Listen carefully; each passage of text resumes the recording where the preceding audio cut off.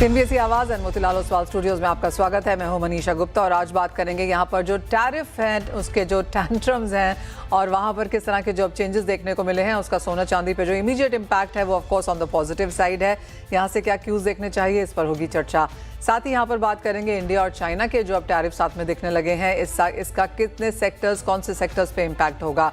इन सब पर बात करने के लिए जीजेपीसी के ईडी सब्यसाची रे, निर्मल बैंक सिक्योरिटीज के कुणाल शाह हमारे साथ अब जुड़ चुके हैं। आपका शो में स्वागत है। सब आपसे पहले जानना चाहेंगे और ये एक चीज़ है जो खत्म ही नहीं हो रही। शुरुआत 2026 की जब हुई थी तो लग रहा था कि अब कुछ क्लैरिटी है, शायद चीज़ें ईज होती हुई नजर आएंगी, लेकिन अब क्या टैरिफ्स हैं, क्या कुछ आप यहाँ पर फैक्टर इन कर रहे हैं और उसका क्या इम्पैक्ट है? Manisha good morning. ये 100% खत्म ही नहीं हो रही है। जब हमें ऐसा लग रहा था कि खत्म हो रही है, इंडिया के साथ एग्रीमेंट हो रही है, तभी हो गया है।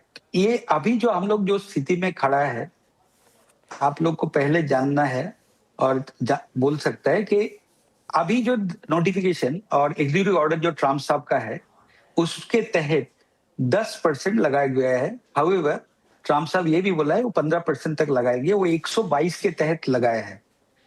और जो international emergency economic powers act IEEPA जो बोल रहे हैं 1977 का, वो सुप्रीम कोर्ट का जो वर्डिक्ट है उसके तहत उसको टर्न डाउन हो गया है कि अमेरिकन प्रेसिडेंट का उसके तहत इतना पावर नहीं है कि अभी भी कोई भी टैरिफ उधर पर सबका कंट्री के ऊपर अलग अलग टैरिफ लगाने के लिए। जब वो स्ट्राइक डाउन हो गया है, इमीडिएटली ट्रम्प साहब मूव करके 10% 122 के तहत लगा दिया है। ये 5 महीने तक की टेम्पोररी टैरिफ है, 5 महीने तक लगा सकता है। 15% तक ये लागू हो सकता है। पहले 10%, अभी पीक जो है 15% तक लगा दिया गया है। लेकिन जो पहले और इसके अंदर जो फर्क है ये हम लोग को देखना पड़ेगा। पहले जो था डिफरेंट कंट्री का डिफरेंट टैरिफ लेवल्स था।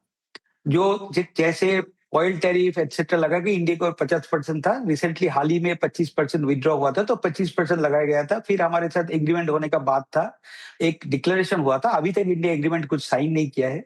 उसके तहत 18% होने का उम्मीद था, लेकिन अभी जो है पीक है 15%, तो 18% तो आउट ऑफ द विंडो है, लागू भी नहीं हुआ है और उसका सवाल भी नहीं है अभी। और ये रहेगी बात कि जो जो कंट्री के साथ एग्रीमेंट हो गया था, जैसे ईयू है, जापान है, यूके है, उसका एग्रीमेंट का क्या स्थिति होगा वो अभी तक क्लियर नहीं है। क्योंकि 2 कंट्री एग्रीमेंट किया था, बट उसका बेसिस था आईपा जो रेसिप्रोकल टैरिफ, वो अभी है ही नहीं। तो उसका क्या स्थिति होगा नोबडी नोज। तो उसके लिए शायद नया कुछ अभी आएंगे। बट ये जो अभी आप जो लिखे थे कि इंडिया और चाइना के मुकाबले में क्या है स्थिति है, इंडिया जैसे पहले दुबई से 10% था डायमंड के ऊपर ड्यूटी या ज्वेलरी के ऊपर ड्यूटी, अभी सारा दुनिया 15% हो गया है। और चाइना जो है, चाइना अभी तक, क्योंकि और भी एक यूएस जो प्रेसिडेंट है उनके तहत साथ उनके हाथ में 2 पावर्स है। एक 232 है जो मार के भी रखा है और ऑलरेडी वो प्रोडक्ट स्पेसिफिक है, एल्यूमिनियम और स्टील के ऊपर जो एक्स्ट्रा 25% मार के रखा है, दैट इज ऑलरेडी बरकरार है। 232 तय। और अमेरिका के साथ कोई अनफेयर ट्रेड करते हैं तो उसके ऊपर एक इन्वेस्टिगेशन जरिए लागू हो सकता है। जो चाइना के ऊपर ऑलरेडी लागू हुआ है वो विड्रॉ नहीं हुआ है। तो उसके तहत इंडिया और चाइना का ड्यूटी है, इंडिया कम है चाइना से, तो अभी इंडिया स्वीट स्पॉट में है, ये आप बोल सकते हैं। All right. Gem and jewellery sector किस तरह के स्पॉट में है सब? बिकॉज जो ट्रेड अग्रीमेंट साइन होने वाला था इंटरिम ही सही, जिसके लिए इंडियन टीम यूएस जाने वाली थी, वो अब यहाँ पर पोस्टपोन हो चुका है। सो एज ऑफ नाउ अगर हम यहाँ से यूएस कुछ एक्सपोर्ट कर रहे हैं तो वो क्या परसेंटेज पे है, क्या टर्म्स पे है? देखिए 24 तारीख, दैट मीन 12/1 जो है, 24 तारीख जब से लागू होती है तब से अभी जो ड्यूटी है 15% है, प्लस जो बेस टैरिफ जो एमएफएन टैरिफ है वो तो है ही। तो ज्वेलरी के ऊपर बेस टैरिफ था 5.5%, 5.5% के ऊपर 15%, मतलब उसके ऊपर 20.5% होते हैं। और डायमंड और loose stone, diamond, lab grown diamond, colour gemstone, synthetic stone, ये सबके ऊपर 0% था एमएफएन टैरिफ। तो अभी वो 15% हो गया है 24 तारीख बाद शुरू से। ये अभी तक ये स्थिति है। 23 तारीख तक वो पुराना आई पर टैरिफ अभी तक कलेक्ट करेंगे। ये कल ही और हाल ही में सुबह ही कस्टम्स का नोटिफिकेशन आया है। ओके 23 तारीख रात 12 बजे तक आई पर टैरिफ अभी तक कलेक्ट करते जाएंगे। जो कितना वैलिड है, लीगल है, वो हम लोग नहीं जानते, बट वो अभी यही स्थिति में है कि 23 तारीख 12 बजे तक अभी का जो 25% प्लस एमएफएन टैरिफ, उसके बाद 15% प्लस एमएफएन टैरिफ ये लागू है ज्वेलरी के ऊपर, जेम्स एंड ज्वेलरी के ऊपर। इसका इम्पैक्ट अब आपके सेक्टर पे क्या होगा सभ्य? एक चीज आपको बोल सकते हैं कि हम अभी भले ही 15% बोल दिया क्योंकि ट्रम्प साहब अनाउंस कर दिया है, लेकिन अभी का जो एग्जीक्यूटिव ऑर्डर है वो 10% ही है। और आज रात तक शायद आ जाएंगे, उसके ऊपर हम बोल रहे हैं कि 15% है। लेकिन हमारा ट्रेड में, मनीषा आप बहुत दिन से हमारा ट्रेड फॉलो कर रहे हैं, जो कंट्री दुनिया का 14 डायमंड्स आउट ऑफ 15 डायमंड्स बनाते हैं, और जो जैसे हमारा एमरल्ड्स है, हमारा जो तंजानाइट जो कलर जेमस्टोन है या लैब ग्रोन डायमंड्स है, ये सब में हमारे से तो लेना ही होगा क्योंकि हम लोग वर्ल्ड लीडर्स है एक सप्लाई में। तो वो जो लेंगे, अभी क्या है, अभी जैसे लोगों के पास पहले ये स्थिति था कि लेट से बेल्जियम है, दुबई है, जिधर पर हमसे सस्ता ड्यूटी में मिल रहा था, लेकिन अभी हमारे पास ये स्थिति है कि हम लोग सबके साथ इक्वल हो गया, इतना लग रहा है, लेकिन वो भी अभी चेंजिंग सिनेरियो है। रात तक क्या आएगा जानते नहीं है। तो उसी के लिए इक्वल डे ज्यूरिडिक्शन में जब जाते हैं तो इंडिया एटलीस्ट लूज स्टोन में स्ट्रेंथ से खेलते हैं। और एक जो है स्टडीड ज्वेलरी में, डायमंड स्टडीड ज्वेलरी में हमारा मेन कॉम्पिटिटर चाइना है, उसको अभी हमारे से ज्यादा ड्यूटी है। लेकिन थाईलैंड है बोलिए या इंडोनेशिया बोलिए, उनका हमारे जैसे ड्यूटी हो जाएगा। वो एक स्थिति में है कि इक्वल जगह से हम लोग उनके साथ लड़ाई कर सकते हैं, ये इतना आपको बोल सकते हैं अभी का जो स्थिति है। ऑलराइट और ये एवर चेंजिंग स्थिति है, तो आज की स्थिति स्लाइटली बेहतर नजर आती है। India in a sweet spot है जैसे सभ्य हमें कह रहे हैं, लेकिन कल क्या आता है, किस तरह से ड्यूटीज आती हैं, कस्टम नोटिफिकेशन 24 के बाद यहाँ पर कैसे बदलता है, तो काफी सारे ifs and buts of course आते हुए। लेकिन जैसे सभ्य ने हमें कहा कि 14 से 15 डायमंड जिस कंट्री में बनते हों, वहां पर आपको as a raw material in that sense थोड़ा सा बेहतर चीजें रखनी ही होंगी। सभ्य आपको जाने दें उससे पहले क्विक सेंस यहाँ पर ओवरऑल इंडियन ट्रेड की, अब 2 महीने इस साल के निकल चुके हैं कैलेंडर ईयर के, क्या स्थिति अब तक बनती हुई दिखी है? देखिए, जब इतना दिन तक जो भी स्थिति था, एक स्टेबिलाइजेशन आ गया था, स्टेबिलिटी आया था और सामने हमारा डील आ रहा था, ये स्टेबिलिटी आया था। अभी फिर इंस्टेबल दिशा में चला गया है। तो ये स्टेबिलिटी से हमारा जो है करीब लास्ट ईयर के जरिए इस साल का टोटल एक्सपोर्ट्स करीब करीब फ्लैट था। हाँ, लूज स्टोन का 60% यूएस पिछले में साल गिरावट था, या कलर जेम स्टोन का 40% गिरावट था, ज्वेलरी का 28% यूएस स्पेसिफिक था, लेकिन टोटल में हम लोग डाइवर्सिफाई हमारा लोग कर दिया था। तो बेस्ड ऑन दैट एक स्टेबिलाइज स्थिति में चला गया था। अभी फिर जो इंस्टेबिलिटी है, इसके लिए 2 महीना कैसे जाएगा बोलना मुश्किल है, बट ये हमारा भी गवर्नमेंट के ऊपर बहुत भरोसा है, क्योंकि गवर्नमेंट तो अभी आप जैसे बोला है कि थोड़ा पोस्टपोन कर दिया है। तो स्पेसिफिक जो दिशा आएंगे, क्योंकि ट्रम्प का क्या स्ट्रेटेजी होगा ये 3-4 दिन में या 7 दिन में मालूम पड़ेगा। बेस्ड ऑन दैट इंडिया अभी फिर शायद नेगोशिएट करेगी। सभ्य एज ऑलवेज बहुत शुक्रिया साथ जुड़ने के लिए। तो ऑफ कोर्स वो डिटेल नंबर्स यहाँ पर समझाने के लिए, लेकिन जैसे सभ्य ने बोला कि ये ऑलमोस्ट ऑल एवरी डे यहाँ पर चेंज हो रहा है। अगले 2-4 दिन, हफ्ते 10 दिन में यहाँ पर क्या कुछ निकल के आता है, यूएस ईरान से क्या आता है, आगे जाकर यूएस प्रेसिडेंट क्या करते हैं, इंडियन टीम यहाँ पर यूएस कब जाती है, काफ़ी सारी चीज़ें अभी इन द एयर हैं। लेकिन एज ऑफ नाउ जैसे कहा गया कि पिछले साल के कंपेरिजन में हम same levels numbers because of diversification यहाँ पर बनाते हुए नजर आए हैं। प्राइसेस की बात कर लेते हैं, क्योंकि आज एशियन मार्केट्स में अच्छी खासी तेजी के साथ कारोबार शुरू हुआ। हमारे साथ निर्मल बैंक से कुणाल शाह जुड़ चुके हैं। कुणाल नमस्कार। चांदी से शुरुआत करते हैं, लेकिन क्योंकि सुबह उठते से ही 5 से 6% तक की तेजी हमने इमीडिएटली यहाँ पर मार्केट्स में बनते हुए देखी, एंड इन सम सेंस वहीं पर कारोबार। आई थिंक गोल्ड और सिल्वर का जो थीम था, नैरेटिव था कि जो यूएस मार्केट में इंस्टेबिलिटी का जो दौर स्टार्ट हो रहा है और जियोपॉलिटिकल टेंशन, दोनों चीज एक साथ हुई है।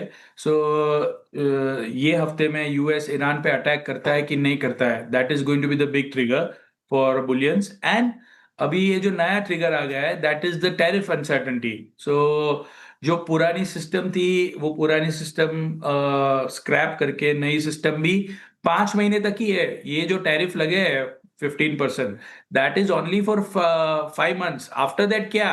So this is talking answer because with the tariff revenue, US government was planning to reduce their debt. So अगर US की debt अभी टैरिफ अगर ये भी अनकॉन्स्टिट्यूशनल माने जाते हैं और कोई नया टैरिफ भी नहीं लगता है, तो यूएस के लिए जो रेवेन्यू लॉस है वो कहाँ से मेकअप करेंगे? तो ऐसा अज्यूम किया जा रहा है कि इनको और करेंसी प्रिंट करनी पड़ेगी और मनी प्रिंटिंग करना पड़ेगा, बिकॉज हम देख रहे हैं पिछले 2 महीने से US is constantly doing reverse repo purchases, और रिवर्स रेपो परचेस के दौर से सिस्टम में every day to day basis पे 10 बिलियन, 15 बिलियन, 20 बिलियन, 5 बिलियन ऐसे different amount liquidity injections US के द्वारा होते ही रहा है। सो ऐसे टाइम में ये जो टैरिफ का अनकॉन्स्टिट्यूशनल माने जाना bye US supreme court, it's a big blow, and because of that gold और स्पेशली गोल्ड में मुझे लग रहा है कि ये जो बाइंग है वो कंटिन्यू रहेगी। 1,57,000 के आसपास इंडिया में अगर आपको गोल्ड मिलता है, so gold is heading towards $5,250, $5,200, और मुझे नहीं लगता है कि यहाँ से ज्यादा मंदी आएगी। और सिल्वर भी $90 टेस्ट करता हुआ नजर आ रहा है मुझे, सो 2,80,000 की ओर जाता हुआ सिल्वर भी दिख रहा है। सो बहुत ज्यादा तेजी तो मैंने सिल्वर में नहीं कहूंगा, but gold looks relatively much better choice out of these two commodity. Kunal, by year and gold कहाँ नजर आता है, क्योंकि यूबीएस ने ओवरनाइट अपने टारगेट्स चेंज किए हैं, $6,200 एन आउंस अब उन्होंने बोला है। I think I would still be conservative. मैं कहूँगा 5,500 जो हमने प्रीवियसली $5,550 था, मैं 5,500 तक अपवर्ड रिवीजन करना चाहूंगा, कंसिडरिंग ये इतना ही असमंजस चालू रहता है और ये जियोपॉलिटिक्स भी है, बट बहुत एग्रेसिव टारगेट देना मैं प्रेफर नहीं करूंगा। Kunal, may be slightly out of the course, पर आप बहुत रीड करते हैं, एनालाइज भी करते हैं। अगर हम $90 प्रति आउंस की चांदी भी अगर मान के चलते हैं, ऑलमोस्ट 87-88 के price as of now prices हैं, काफ़ी सारी रिपोर्ट्स हैं अब ये सजेस्ट करती हैं, और ये बात आप पहले कह भी चुके हैं कि इतने हाई सिल्वर प्राइसेस पे सोलर इंडस्ट्रीज, बाकी जहां पर ये रॉ मटेरियल के तौर पर यूज़ होता है, एक साल में कोई चीज़ 200% बढ़ जाए तो इंडस्ट्री के लिए फिर वो फीजिबल नहीं है। एग्जैक्टली सिल्वर में जो एक तो होती है इन्वेस्टमेंट डिमांड, अभी ये लेवल्स पे एग्रेसिव इन्वेस्टमेंट डिमांड भी नहीं आ रही है, और दूसरा ये लेवल्स पे कोई ऐसा नया डिमांड का ट्रिगर, जैसे बीच में जो बात चल रही थी कि सिल्वर की बैटरी सैमसंग ने फाइंड की है, जो अगर कमर्शियल बेसिस पे इसका प्रोडक्शन स्टार्ट होता है तो और सक्सेसफुल होता है, मैंने जो आर्टिकल रीड किया था उसमें ऐसा था कि that single battery can give a 950 kilometre range, but वो उसका कमर्शियल प्रोडक्शन स्टार्ट नहीं हुआ है। सो ऐसे कोई ट्रिगर आते हैं तो ही सिल्वर यहाँ से एग्रेसिवली बढ़ सकती है। बाकी मुझे फिर से $120 जाता हुआ सिल्वर थोड़ा डिफिकल्ट नजर आ रहा है। ये $90-95 पे कैप्ड हो जाना चाहिए, क्योंकि जैसे सोलार है तो सोलार में there are confirm reports that with the rising silver prices lot of the solar producers are shifting towards the other metals like copper. तो मुझे सिल्वर थोड़ा रिस्की लग रहा है, एग्रेसिवली नहीं करना चाहिए। कॉपर में आप क्या कहेंगे, क्योंकि जैसे आपने कहा कॉपर एक यहाँ पर प्रॉक्सी मेटल के तौर पर शायद उभर के आ सकता है। हैविंग सेड दैट, कॉपर में भी हमने लॉन्ग टर्म पोटेंशियल डिमांड अभी भी बनते हुए देखी है, लेकिन on the other side global inventories 2003 के हाइस पर। आई थिंक जनरली क्या होता है कि जो एक्सचेंज की इन्वेंट्री हम देखते हैं, that is not the major worry for me, क्योंकि that is a very smaller proportion of the big pie. क्योंकि एक्सचेंज में इन्वेंट्री बिल्ड होना या एक्सचेंज में इन्वेंट्री कम होना, सो एक्सचेंज में समझो 1.5 लाख 2 लाख टन से इन्वेंट्री बढ़ जाती है, तो हम लोग 26-27 मिलियन टन पे 1.5-2 लाख इन्वेंट्री बढ़ जाने से मुझे नहीं लगता है कि कोई बड़ी मंदी आएगी। फिलहाल ये जो अनसर्टेनिटी आई है मार्केट में with context to what is going to happen from here, so I think that is sentimentally positive for even metals. थोड़ा मेटल भी इसमें ऊपर जाएगा, बट मेटल्स में इमीडिएटली लंबा स्पर्ट आने का चांस नहीं है इतनी अनसर्टेनिटी में। सो ये 1170 का कॉपर मैक्सिमम 1200 रुपए तक जा सकता है, बट अभी लंबा कॉल लेना, जैसे लॉन्ग टर्म फंडामेंटल तो बुलिश ही है कॉपर के, बट इससे ऊपर अभी फिलहाल एक बार ये महीने में 15-20 मार्च तक 1200 रुपए के ऊपर जाना थोड़ा डिफिकल्ट लग रहा है। Point taken Kunal, as always बहुत शुक्रिया साथ जोड़ने के लिए और मेटल्स हमें यहाँ पर ठीक से समझाने के लिए भी। India bonds presents bond street. Bond street में आपका स्वागत है। सबसे पहले तो बॉन्ड बाजार का हाल ही देख लेते हैं, जहां पर भारत में गवर्नमेंट बॉन्ड यील्ड यहां पर मजबूत होती हुई नजर आई है। पिछले पूरे हफ्ते भी हमने काफी हद तक यही ट्रेंड यहां पर जारी होता हुआ भी देखा था। साल के आखिर में मार्च एंडिंग से पहले सरकार की बोरोइंग्स यहां पर बढ़ी हैं, बढ़ती हुई नजर आएंगी भी, और रिजर्व बैंक ऑफ इंडिया की जो बॉन्ड खरीद जारी है उसका थोड़ा सा कैप हमने यहाँ पर मार्केट्स में आता हुआ देखा है।